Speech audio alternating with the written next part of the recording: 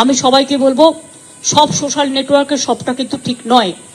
আজকাল এআই এর মাধ্যমে আমি জানি না, হয়তো আমার মুখ বসিয়ে দিল, আমার গলাটা নকল করে কিছু বলে দিল, এতে বিশ্বাস করবেন না। একদম ঠিক। সোশ্যাল মিডিয়াতে যা দেখবে তাই বিশ্বাস করবে নাকি তোমরা? আমি তো পিসির কথা মেনেই চলছি ভাই, আমি কোনো কিছু বিশ্বাস করি না। আমার মনে হয় সব এআই। অনেকে অনেক কষ্ট করে ফেরে, তারা যখন ফেরে আমার শুধু মনে হচ্ছে ঠিক আছে, তাদের হয়তো এখন মনে হচ্ছে যে আমি বাড়িতে ঠিক করে পৌঁছবো তো, আমি বাড়িতে ঠিক করে পৌঁছতে পারবো তো।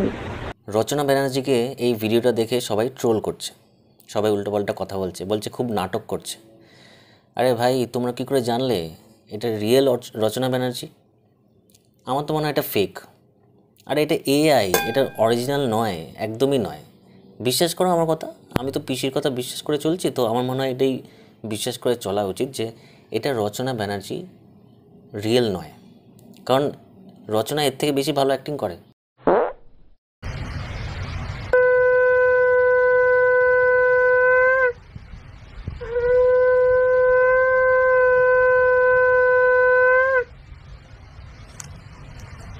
তিলোত্তমার পূর্ণ বিচার চাই। এনাকে দেখেও সবাই বলছে শঙ্খ থেকে জল পান করছে। আরে বাবা, এটা অরিজিনাল নয়। আমাদের বাংলার বেস্ট অ্যাক্ট্রেস ঋতুপর্ণা এরকম বাজে অভিনয় করবে তোমার মনে হয়?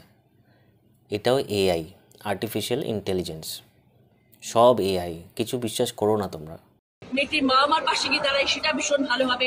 রচনা ব্যানার্জি চোখের জল ফেললো, ঋতুপর্ণা সেনগুপ্ত শঙ্খ বাজলো, সেটা নিয়ে প্লিজ সমালোচনা করবেন, এটা আপনাদের শোভা পায় না। দেখলে তো খেপে গেছে আমাদের রচনাদি। সে খেপবেই তো, আমাদের মানায় না এসব কথা বলা। ঠিকই বলেছে, আমাদের একদম মানায় না। যে অ্যাক্টিং করে এসছে এত বছর ধরে তাকে মানায়, ঠিক আছে? আমরা কি অ্যাক্টিং জানি? যাই হোক, আমার যাকে একদম খাঁটি অরিজিনাল মনে হয় আমি তাকেই দেখব, যেমন উর্ফি জাভেদ।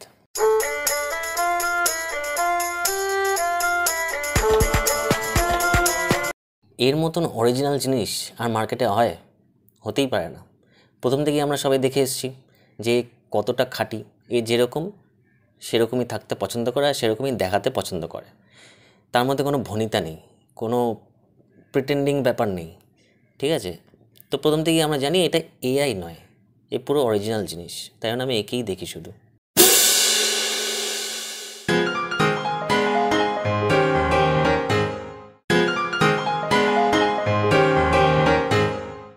দেখেছ, এরকম ক্রিয়েটিভিটি কেউ দেখাতে পারবে? একমাত্র আমাদের ইন্ডিয়াতে আছে one and only Urfi.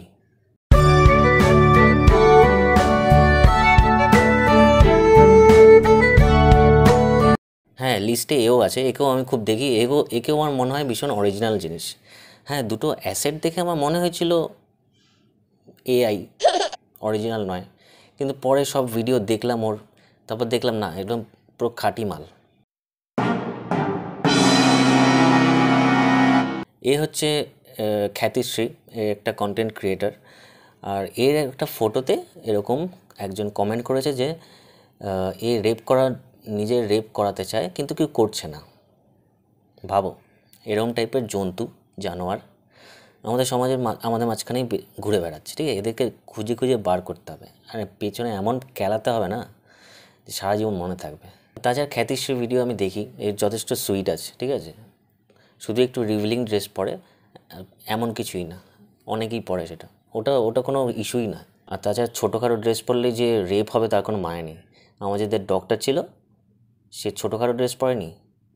Actually যারা জন্তু জানোয়ার হয় বিকৃত মস্তিষ্কের, তারা উল্টোপাল্টা কাজ করবেই, ঠিক আছে? তাদের শুধু ঠিকঠাক পানিশমেন্টটা দিতে হবে, যেটা তো দেখি না আমরা দিতে।